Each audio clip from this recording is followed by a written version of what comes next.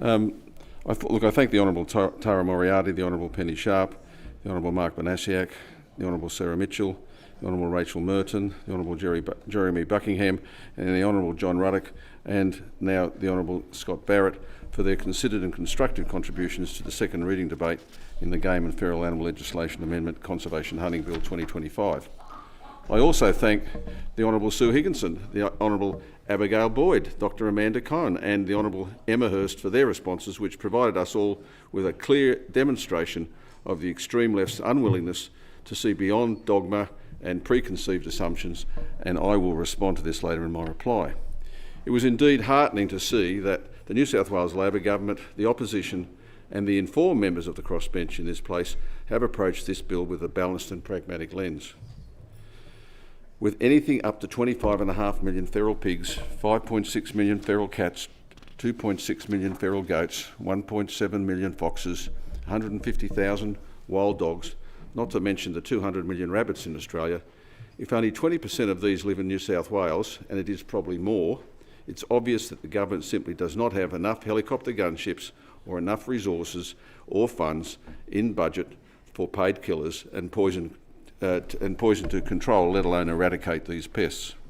In this context, I welcome the two ministers and the numbers of members' clear acknowledgement of the role that conservation hunting already plays in pest management, regional economic support and community identity across our state.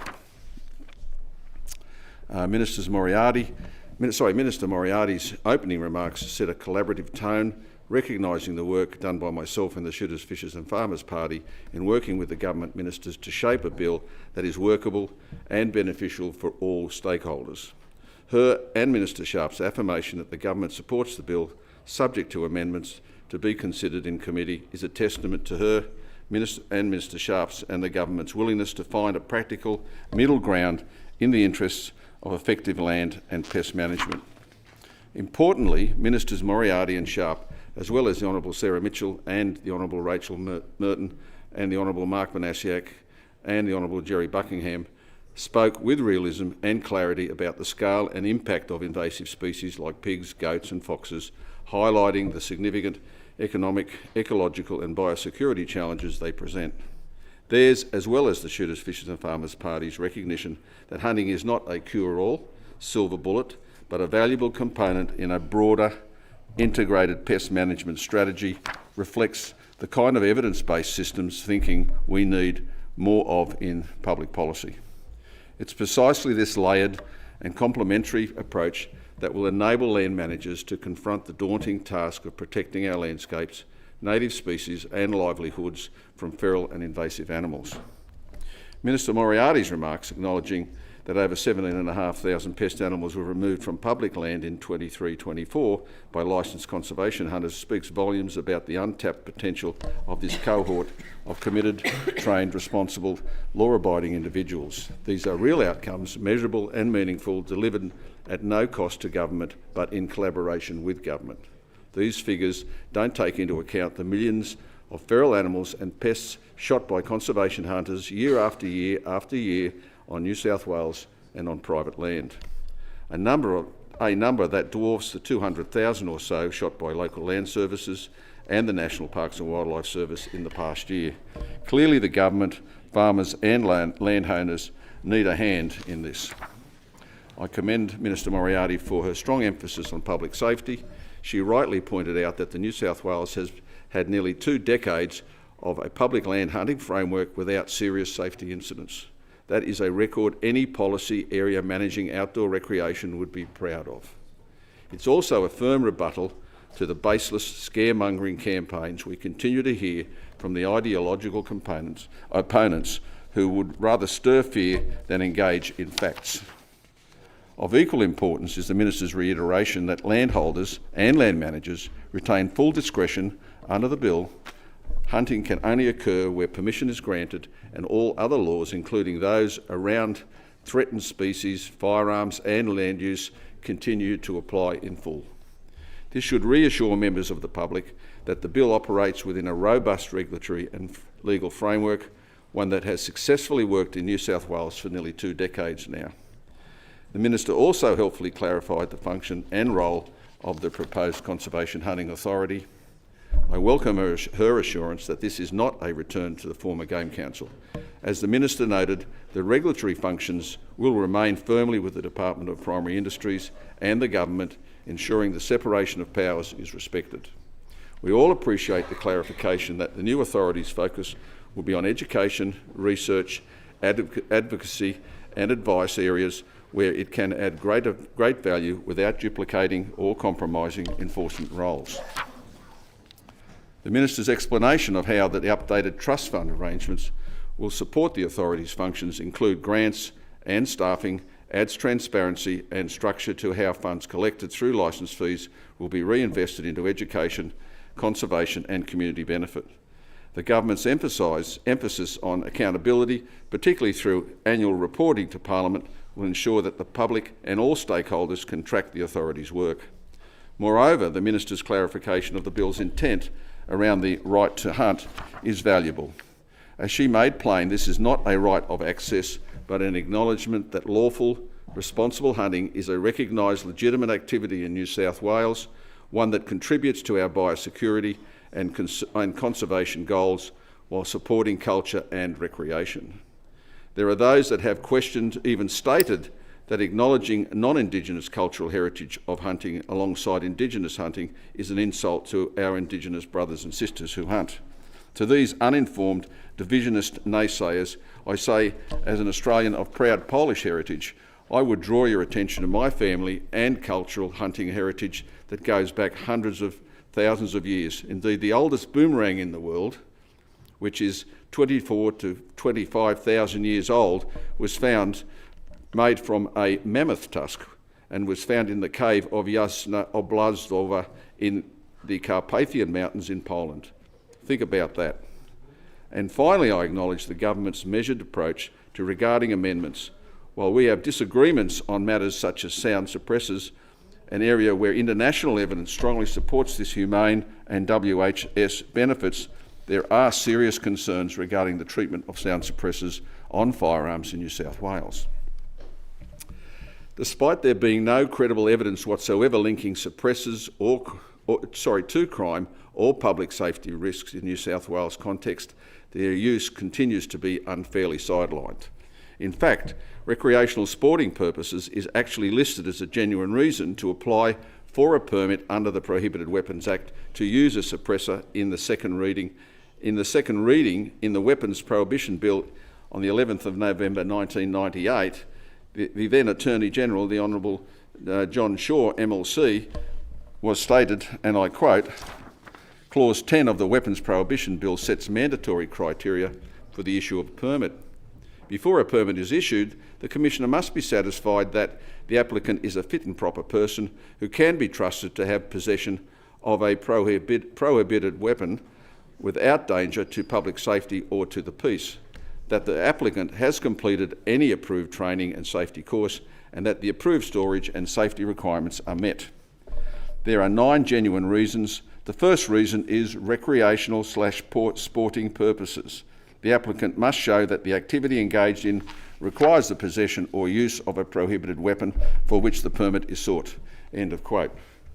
Suppressors of themselves present no danger to public safety and actually have benefits for peace as they lower the sound emitted from the firearm, yet the police continue to enforce a blanket policy of refusal. This amounts to the police effectively setting legislation through internal policy, bypassing the legislative intent and denying legitimate users access to a tool that enhances animal welfare, improves hunter safety and reduces noise impact in rural communities, not to mention protecting a shooter's hearing. There is no sound justification for this ongoing prohibition, and it undermines the practical benefits that responsible, lawful use of suppressors can deliver. I appreciate that the Government has indicated it will deal with these matters transparently in the committee stage. I acknowledge and thank the Honourable Jeremy Buckingham for his considerable and honest contribution to this debate. His words reflect a commendable willingness to reconsider his past position in the light of lived experience. What he has done is a personal crossing of the Rubicon. That sort of humility is rare in this place and all the more valuable for it. his candid admission that some of his earlier public safety fears simply did not eventuate. It is powerful, especially as it comes from someone who once campaigned so strongly against it in this place. In doing so, he not only brought a thoughtful and constructive perspective to this council, but also managed to knock the Honourable Wes Fang down with a feather, which is no small feat considering it is usually Wes that's doing the knocking down. He's not here at the moment, what a shame. It's clear Mr Buckingham has taken the time to understand the scale of the feral pest problem, and his remarks about practical cooperation across tenure lines are especially welcome. His support, balanced by scrutiny, is a positive step forward in this debate. I acknowledge also and commend my colleague, the Honourable Mark Banasiak, for his powerful and passionate contribution to the debate. His speech was not only a forceful defence of the bill, but also a necessary correction to the dishonest political narrative peddled by some opponents in this place and online. Mark spoke with integrity and conviction, exposing the baseless accusations of political deal-making and reaffirming that unlike the Greens political party and the Animal Justice Party, the Shooters, Fishers and Farmers Party does not trade away principle and policy.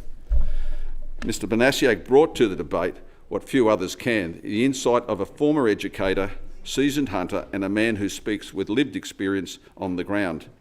His long-standing advocacy against bullying, his direct involvement in pest management and his unwavering support for ethical, evidence-based hunting practices reflect a deep commitment to both people and the land. He rightly called out the hypocrisy of those who accuse conservation hunters of irresponsibility while ignoring the failings and serious shortcomings of government-led control measures and the serious environmental and economic damage caused by feral species. Most importantly, the Honourable Mark Banasiak reminded this House that conservation hunting is not a fringe pursuit. It is a legitimate, culturally grounded and community-led approach to land and wildlife management. It is a mainstream activity for family and friends and, of course, communities.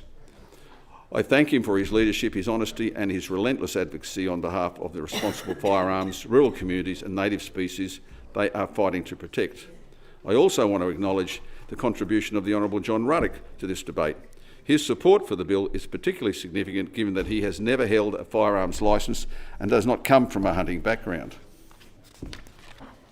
Mr Ruddock rightly recognised that the Greens political party stereotype of conservation hunters, backed up by the interjection by the Greens political party MLC, Mrs Sue Higginson, is outdated and unfounded, and he made the effort to base his support on evidence.